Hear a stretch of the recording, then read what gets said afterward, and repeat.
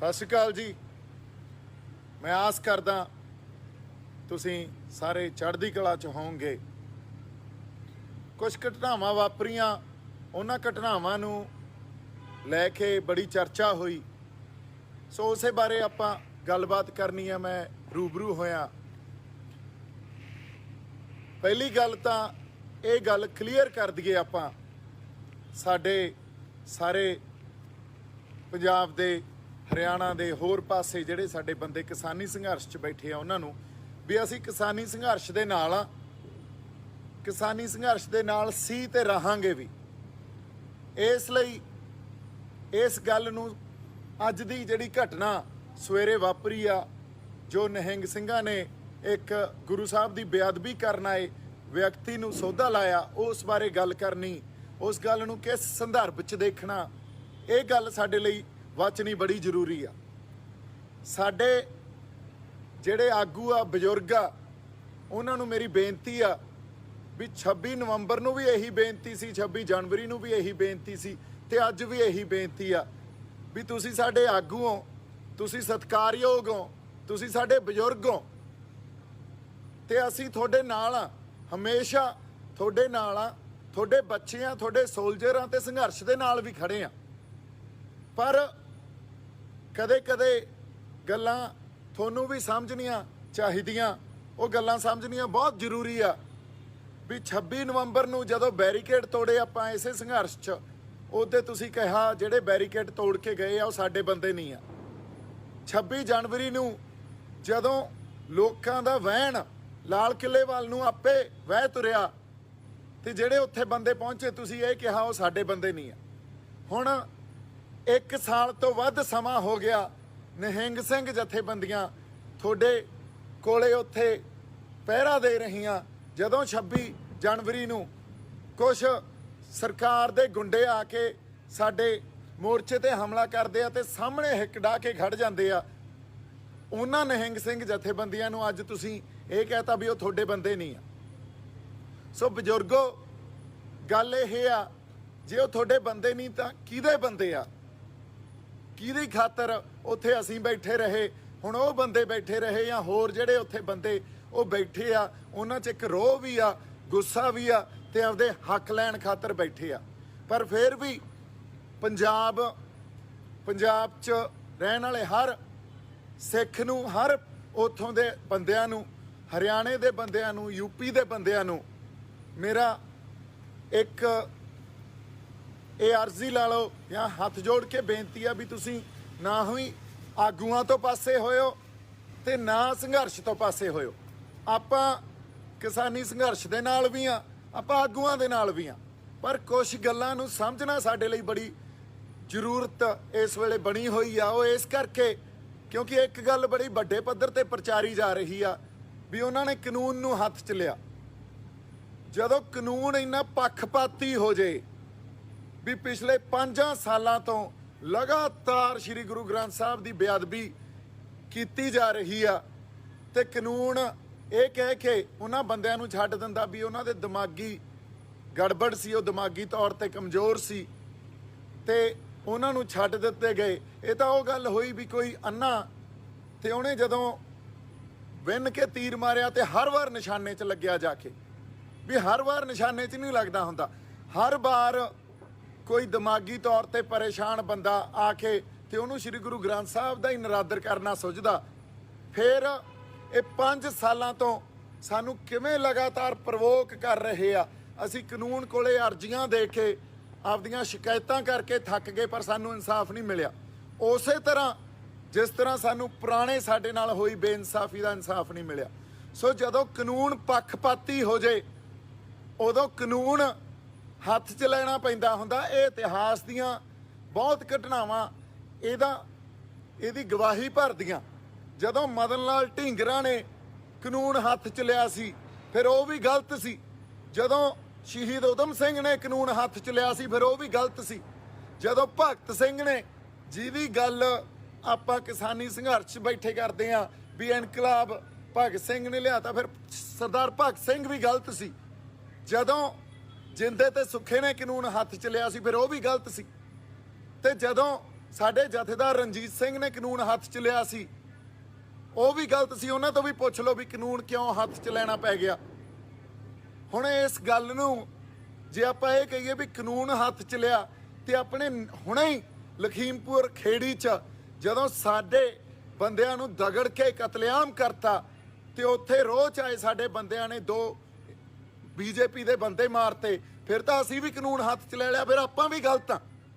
ਉਦੋਂ ਤਾਂ ਜਿਹੜੇ ਆਪਣੇ ਟਕੈਤ ਸਾਹਿਬ ਆ ਉਹ ਇਹ ਕਹਿ ਰਹੇ ਆ ਇਹਦਾ ਐਕਸ਼ਨ ਦਾ ਰਿਐਕਸ਼ਨ ਸੀ, ਪਰ ਇੱਥੇ ਐਕਸ਼ਨ ਦਾ ਰਿਐਕਸ਼ਨ ਨਹੀਂ ਤੁਹਾਨੂੰ ਦਿਸਿਆ। ਪਿਛਲੇ 5 ਸਾਲਾਂ ਦਾ ਜਿਹੜਾ ਇਹ ਐਕਸ਼ਨ ਕਰ ਰਹੇ ਆ ਉਹ ਐਕਸ਼ਨ ਦਾ ਰਿਐਕਸ਼ਨ ਨਹੀਂ ਦਿਖਿਆ। ਸੋ ਬਜ਼ੁਰਗੋ, ਮੇਰੀ ਤੁਹਾਨੂੰ ਹੱਥ ਜੋੜ ਕੇ ਬੇਨਤੀ ਆ ਵੀ ਤੁਹਾਨੂੰ ਯੋਗਿੰਦਰ ਯਾਦਵ ਵਰਗੇ ਬੰਦੇ ਮੈਨੀਪੂਲੇਟ ਕਰ ਦਿੰਦੇ ਆ, ਤੁਸੀਂ ਉਹਨਾਂ ਦੇ ਪਿੱਛੇ ਲੱਗ ਜਾਂਦੇ ਹੋ, ਤੇ ਤੁਸੀਂ ਪੰਥ ਤੇ ਪਰਾਏ ਹੋ ਕੇ ਖੜ ਜਾਂਦੇ ਹੋ, ਜਾਂ ਪੰਜਾਬ ਤੋਂ ਪਰਾਏ ਹੋ ਕੇ ਖੜ ਜਾਂਦੇ ਹੋ। ਤੁਹਾਨੂੰ ਪੰਜਾਬ ਦੀ ਧਰਤੀ ਨੇ ਮਾਫ ਨਹੀਂ ਕਰਨਾ। ਅਸੀਂ ਤਾਂ ਤੁਹਾਡੇ ਨਾਲ ਖੜੇ ਆ, ਅਸੀਂ ਸੰਘਰਸ਼ ਤੁਹਾਡੇ ਨਾਲ ਹਿੱਕ ਢਾਹ ਕੇ ਖੜੇ ਆ, ਅੱਜ ਵੀ ਨਾਲ ਆ, ਪਹਿਲਾਂ ਵੀ ਨਾਲ ਸੀ ਤੇ ਅੱਗੇ ਵੀ ਰਹਾਂਗੇ। ਤੁਸੀਂ ਸਾਡੀ ਪੈਰਵਾਈ ਕਰੋ ਨਾ ਕਰੋ, ਇਹ ਪ੍ਰੋਵੋਕੇਸ਼ਨ ਸੀ। ਪ੍ਰੋਵੋਕੇਸ਼ਨ ਦੇ ਬਾਅਦ ਹੀ ਇਹ ਵਰਤਾਰਾ ਵਾਪਰਿਆ। ਇਹ ਕੋਈ ਇੱਕ ਆਈਸੋਲੇਸ਼ਨ 'ਚ ਜਾਂ ਇਹਨੂੰ ਕੱਲੀ ਘਟਨਾ ਨੂੰ ਨਾ ਦੇਖੋ, ਇਹਦੇ ਪਿੱਛੇ 5 ਸਾਲ ਦਾ ਬੇਅਦਬੀ ਦਾ ਇਤਿਹਾਸ ਪਿਆ। ਸੋ ਇਸ ਕਰਕੇ ਜਿਹੜੇ ਬੰਦੇ ਇਹ ਕਹਿੰਦੇ ਆ ਵੀ ਕਾਨੂੰਨ ਹੱਥ 'ਚ ਲੈ ਲਿਆ, ਇਹ ਬੰਦਿਆਂ ਨੂੰ ਇੱਕ ਸਵਾਲ ਆ ਮੇਰਾ ਵੀ ਜਦੋਂ ਕੋਈ ਇਤਿਹਾਸ 'ਚ ਜਦੋਂ ਕੌਮ ਨੇ ਸਾਡੇ ਸੰਘਰਸ਼ੀ ਬੰਦਿਆਂ ਨੇ ਇਨਸਾਫ ਲਿਆ, ਉਹਦੇ ਕਾਨੂੰਨ ਹੱਥ 'ਚ ਨਹੀਂ ਲਿਆ ਗਿਆ। ਅੱਜ ਹੀ ਤੁਹਾਨੂੰ ਦਿਖਦਾ ਵੀ ਕਾਨੂੰਨ ਹੱਥ 'ਚ ਲੈ ਲਿਆ। ਫਿਰ ਅਗਲੀ ਗੱਲ, ਡਾਕਟਰ ਸਵਾਈਮਾਨ ਸਿੰਘ ਆ ਜਿਹੜੇ, ਉਹ ਬੜੇ ਸਤਿਕਾਰਯੋਗ ਆ, ਬੜੇ ਜੈਂਟਲ ਆ, ਉਹਨਾਂ ਨੇ ਵੀ ਇਹ ਗੱਲ ਕਹੀ ਵੀ ਜੇ ਗੁਰੂ ਨਾਨਕ ਪਾਤਸ਼ਾਹ ਹੁੰਦੇ, ਸ਼੍ਰੀ ਗੁਰੂ ਰਾਮਦਾਸ ਪਾਤਸ਼ਾਹ ਹੁੰਦੇ ਤਾਂ ਵੀ ਐਂ ਕਰਦੇ। ਤੁਸੀਂ ਗੁਰੂਆਂ ਨੂੰ ਨਖੇੜ ਕੇ ਨਾ ਦੇਖੋ। ਮੈਂ ਡਾਕਟਰ ਸਾਹਿਬ ਤੁਹਾਨੂੰ ਬੇਨਤੀ ਕਰਦਾ, ਤੁਸੀਂ ਇਸ ਗੱਲ ਤੇ ਤੁਹਾਨੂੰ ਸਮਝ ਨਹੀਂ, ਤੇ ਤੁਸੀਂ ਚੰਗੇ ਬੰਦੇ ਹੋ, ਤੁਸੀਂ ਨਾ ਬੋਲੋ, ਕਿਉਂਕਿ ਉਸ ਵੇਲੇ ਗੁਰੂ ਸਾਹਿਬ ਗੁਰੂ ਨਾਨਕ ਪਾਤਸ਼ਾਹ ਤੋਂ ਲੈ ਕੇ 10ਵੇਂ ਪਾਤਸ਼ਾਹ ਤੇ ਫਿਰ ਸ਼੍ਰੀ ਗੁਰੂ ਗ੍ਰੰਥ ਸਾਹਿਬ ਤੱਕ ਇਹ ਤਾਂ ਇੱਕ ਜੋਤ ਆ, ਇੱਕ ਜੋਤ ਪ੍ਰਗਟ ਹੋਈ। ਇਹਨਾਂ ਨੂੰ ਨਖੇੜ ਕੇ ਨਹੀਂ ਦੇਖਿਆ ਜਾ ਸਕਦਾ ਸੀ।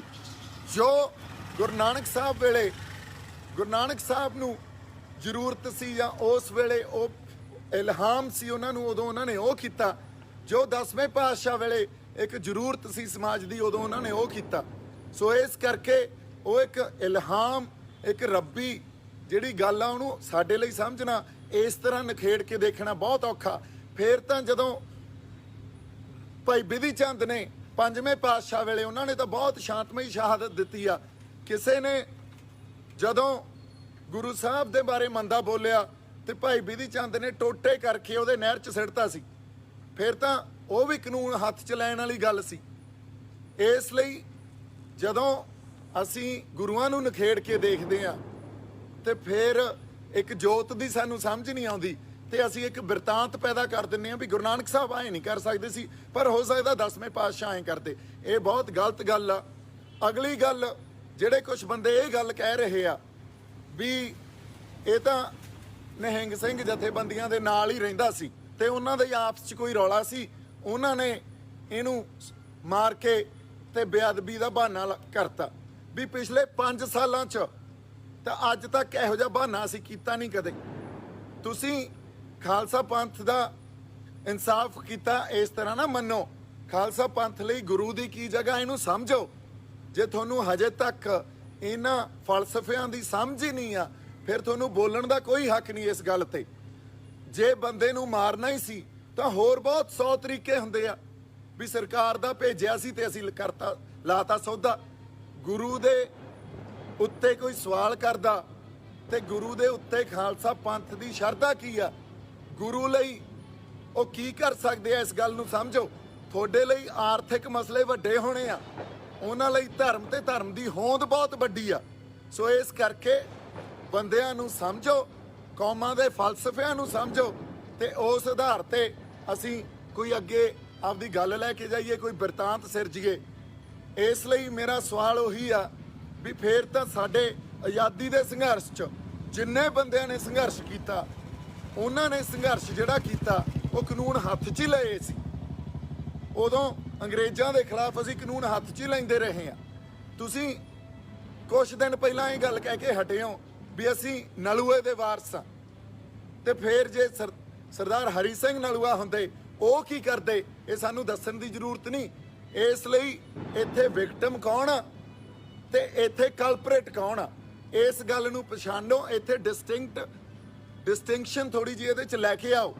ਤੁਸੀਂ ਹਮੇਸ਼ਾ ਮੈਨੀਪੂਲੇਟ ਤੁਹਾਨੂੰ ਕਰ ਦਿੱਤਾ ਜਾਂਦਾ ਸਾਡੇ ਬਜ਼ੁਰਗਾਂ ਨੂੰ, ਤੇ ਉਹ ਵਿਕਟਮ ਦੇ ਸਰਕਾਰੀ ਧਿਰ ਦੇ ਹੱਕ 'ਚ ਭੁਗਤ ਜਾਂਦੇ ਆ ਤੇ ਕਲਪਰੇਟ ਨੂੰ ਗੁਨਾਹਗਾਰ ਦੱਸਣ ਲੱਗ ਜਾਂਦੇ ਆ। ਉਹ ਜਿਹੜਾ ਵਿਕਟਮ ਆ ਉਹਨੂੰ ਗੁਨਾਹਗਾਰ ਦੱਸਣ ਲੱਗ ਜਾਂਦੇ ਆ। ਸੋ ਇਸ ਕਰਕੇ ਤੁਸੀਂ ਕਲਪਰੇਟ ਕੌਣ ਆ ਇਹਨੂੰ ਦੇਖੋ। ਸਰਕਾਰੀ ਧਿਰ ਇੱਥੇ ਕਲਪਰੇਟ ਆ, ਅਸੀਂ ਵਿਕਟਮ ਆ।